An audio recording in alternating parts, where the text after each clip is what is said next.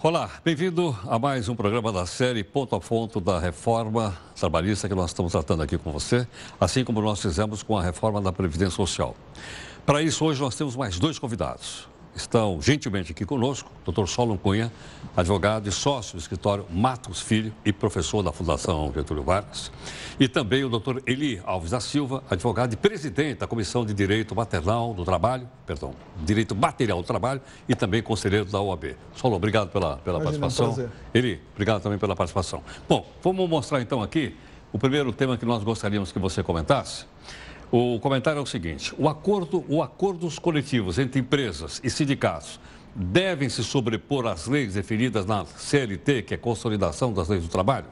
Solon, sim ou não? Eu entendo que sim, Herói. Sim. Eli, sim ou não? Mais ou menos. Mais ou menos. Bom, Solon, então vou começar com você que disse sim. Então, eu entendo que sim. Eu entendo que ninguém melhor do que o sindicato no local de trabalho para conhecer as necessidades do trabalhador. Hoje, o sindicato não é mais aquele sindicato pequeno, acanhado, que nós vivíamos antigamente. O sindicato tem bancada parlamentar, elegeu o presidente da República. Hoje, os sindicatos são fortes, atuantes, e têm absoluta capacidade de negociação. Acho que o sindicato ele conhece bem a realidade do mercado de trabalho, ele está alinhado com a necessidade dos seus representados na base territorial que representa, ele é capaz de saber quais são os direitos que os empregados necessitam, quais são os melhores direitos, aquilo que melhor atinge o empregado. E essa negociação, a própria proposta da reforma, diz que essa negociação terá que ter uma troca, terá que ter algo em troca. Não é uma renúncia a direito, como alguns colocam por aí. Então, essa troca é saudável. O empregado vai saber reivindicar o que é melhor para ele e o sindicato vai saber negociar corretamente os direitos trabalhistas. Eli, por que mais ou menos? Mais ou menos aqui, a minha manifestação não é do ponto de vista ideológico, muito pelo contrário. Na realidade, acho que nós temos que considerar do ponto de vista do equilíbrio na relação existente entre capital e trabalho. E essa relação, ela depende do momento em que a negociação é feita. Independentemente de hoje os sindicatos estarem mais relativamente amadurecidos e também o próprio empregado também estar relativamente conhecendo os seus direitos, mas eu vejo que em determinadas situações o momento que se coloca para negociar pode ser muito delicado, porque evidentemente se você tiver no momento de pleno emprego, você terá uma situação. Se você tiver uma situação como a que nós estamos enfrentando neste momento, nós teremos seguramente aquelas negociações que vão mais serem voltadas para a manutenção do emprego do que efetivamente da garantia de direitos. Portanto, o avanço nos direitos propriamente dito. Portanto, eu acredito que o mais ou menos é em função disso, pelo fato de que, dependendo das circunstâncias do momento, isso pode realmente trazer um prejuízo muito grande para o empregado. E outro aspecto que nós temos que verificar é que nas relações trabalhistas, nem só os grandes sindicatos estão negociando, porque, na verdade, também existem os pequenos sindicatos que muitas vezes não têm força de barganha para poder efetivamente colocar aquilo que tem que ser reivindicado para a sua categoria. Isso tudo são situações que, a meu ver, nós temos que ter uma preocupação muito maior do que tudo isso, que é o fato de nós, num país de dimensão continental, termos uma única legislação para praticamente todas as categorias e todas as regiões. Isso realmente é preocupante. Pois não, Solon. Eu entendo que nós estamos diante de um cenário nacional. Ele tem razão no que ele coloca. Porém, os grandes centros produtivos hoje, que comandam o PIB, que comandam a economia desse país, estão em centros muito bem organizados política e economicamente. Eu não vejo a abertura da negociação como algo que vá fragilizar as relações. Até como diz a regra, quando um não quer, dois não brigam. Eu entendo que nós vamos ter bons líderes sindicais, as centrais sindicais estão aí, estão riquíssimas, recebem um dinheiro do Estado enorme, tem toda a capacidade de poder atender a este pequeno sindicato, a essa região mais carente. Eu acho que vai haver uma cobrança maior da realidade de cada sindicato. Acho que nós temos que estar diante dessa situação, entender que a retomada do trabalho, do crescimento, depende do diálogo, Heródoto. Essa história de ter uma zona cinzenta, de ter um judiciário que deixa a discussão cada vez mais ininteligível, cada vez mais grosseira, cada vez mais imposta às partes, vai levar, ou já levou, a um grande desemprego, a uma grande dificuldade de negociação. Acho que a gente tem que parar com a sofisticação. Acho que os empregados e empregadores têm condição muito melhor de simplificar as relações trabalhistas. Eles sabem quais são as necessidades dele. E aqui a legislação está protegida pela Constituição, nós temos direitos assegurados na Constituição que não vão ser mudados. A história de retroceder nunca, sempre avançar, que é um modelo antigo de relações trabalhistas, não é mais possível no Brasil. Nós estamos diante de um novo momento de pacto social. E acho que as centrais são capazes de distinguir essa noção e têm como investir o seu tempo e o seu dinheiro nesses pequenos sindicatos. Concorda, Eli? Em parte, sim. Eu acredito que, dentro desse contexto que nós estamos falando, a minha preocupação também vai no que diz respeito ao próprio empregador. Porque determinadas negociações coletivas são feitas por categoria e quem domina são os grandes empresários e que muitas vezes não está muito preocupado com aquele pequeno empresário.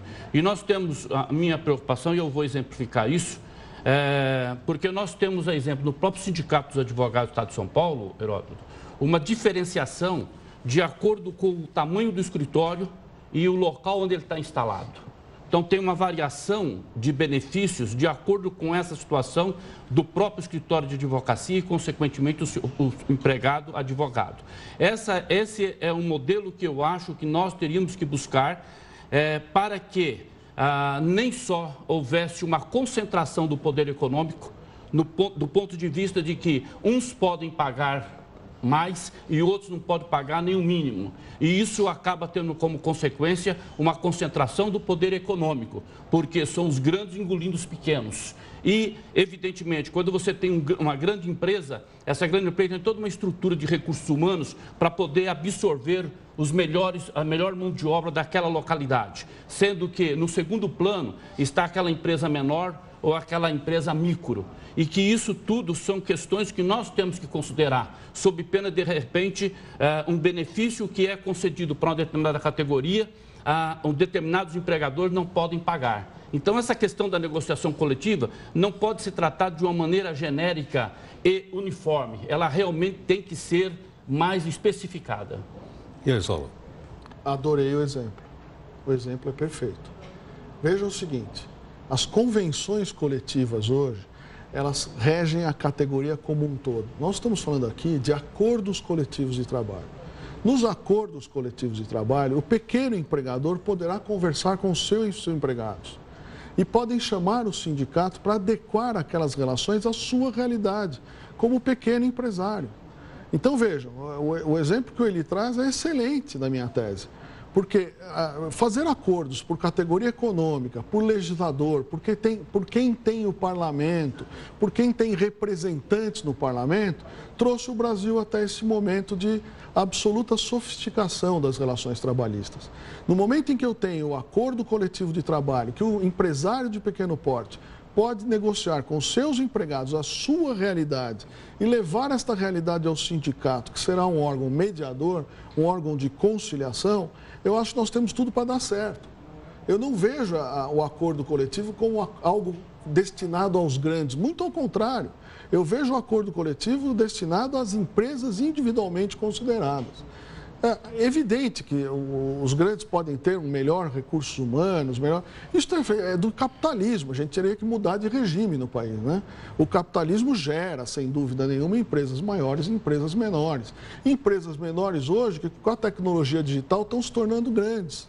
Né? Empresas que crescem. Nos últimos 10 anos, nós mudamos radicalmente as grandes empresas do país, as grandes empresas do mundo, empresas que antes eram líderes não são mais. Então, as pequenas empresas vão poder crescer dentro da sua realidade, fazendo acordo com os seus empregados, repito, que conhecem a realidade do seu local de trabalho. Eli, para eu entender melhor, há um equilíbrio, então, nessa relação entre os empregados e, do outro lado, o setor patronal, nessa conversa direta? Eu considero que não. Não? Não. Não pelo... Posso dizer por quê? Pode, lógico. Pelo seguinte, porque, como eu disse, sempre o capital vai ter uma vantagem sobre o trabalho. Isso de uma maneira geral. Muitas vezes nós ficamos preocupados com, e devemos ter, a preocupação com relação ao empregado do chão de fábrica. Mas nós também temos que ter a preocupação com relação à média gerência para cima. Porque muitas vezes a preocupação é com relação ao empregado do chão de fábrica. Porém, o médio e alto executivo, ele tem um estresse, um desgaste e uma preocupação e uma responsabilidade tão grande quanto aquele pequeno empregado, que muitas vezes ele terminou a jornada de trabalho dele, ele vai para casa, vai jogar bola, vai tomar sua cerveja e esquece do que aconteceu e ficou para trás. Já a média gerência para cima, não. Ela está 24 horas ruminando mentalmente o que tem que ser feito. Portanto, eu acho que tudo isso são questões diferenciadas que têm que ser tratadas de maneira diferente também. Porque aí sim nós começamos a ter uma relação mais equilibrada. Quando eu falo que não existe esse equilíbrio, principalmente, Heródoto, neste momento que nós estamos discutindo isso. Porque nós estamos realmente num momento de muita dificuldade de emprego. Se nós estivéssemos em pleno emprego, o empregado poderia até escolher em qual empresa ele quer trabalhar. No que nós vemos hoje, não. Ele tem que sair à luta para conseguir, seja lá em que condições for. Se ele estiver ganhando o mínimo que dê para ele curar a dor do estômago dele e da família, ele aceita qualquer coisa. Portanto, essa situação, que quando se fala na precarização do direito do trabalho, vem nesse sentido. Eu não estou falando e nem quero acreditar do ponto de vista de retirar direitos. Não vai ter esse retrocesso. Porém, você pode continuar tendo a rubrica de determinado benefício, mas se o salário é diminuído, consequentemente aquele benefício também é diminuído, porque ele vem em cascata. Portanto, essa é a preocupação do momento em que nós vivemos, o momento em que nós estamos. Portanto, com esse argumento, com essa situação, é que nós podemos realmente levar a uma situação de desigualdade. Solon, vou repetir a pergunta, então.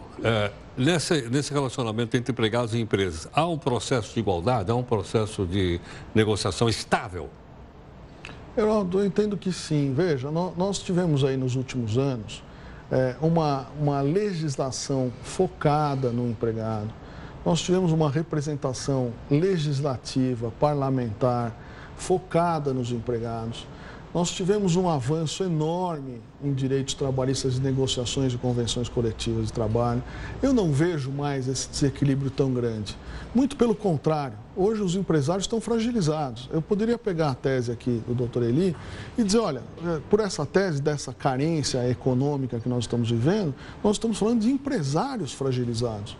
Não apenas de empregados que poderiam aceitar pela crise econômica uma melhor ou pior condição de trabalho. Os empresários também estão fragilizados. E nós estamos num país, infelizmente, de serviços. O tal do chão de fábrica está acabando nesse país.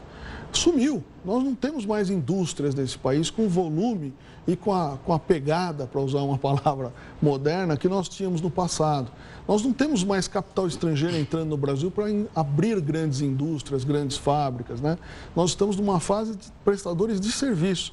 E nessa prestação de serviço, essa hierarquia que o Eli coloca não é tão grande. Hoje nós temos prestadores de serviço que trabalham em comum, em salas abertas, com seus trabalhadores, sem falar nessa geração que vem por aí, essa geração milênio, que sem dúvida tem uma cabeça muito mais aberta e muito mais capaz à negociação do que a regra da imposição da norma. Solon, obrigado pela participação aqui no programa. Eli, obrigado também pela participação. Eu que agradeço, quero agradecer aqui a companhia também do Solon. Prazer e uma satisfação em revê-lo. Também, muito obrigado. Bom, com a presença então dos nossos dois convidados de hoje, né, você viu aí mais um tópico importante para que você forme a sua própria opinião a respeito. Nós não estamos aqui para fazer sua cabeça. Nós queremos que você ouça a opinião de pessoas que têm credibilidade, com os nossos convidados que estão aqui. Você pese os argumentos e tire sua própria opinião. Queremos convidar para você participar da nossa série toda. Até, portanto, o próximo programa. Obrigado.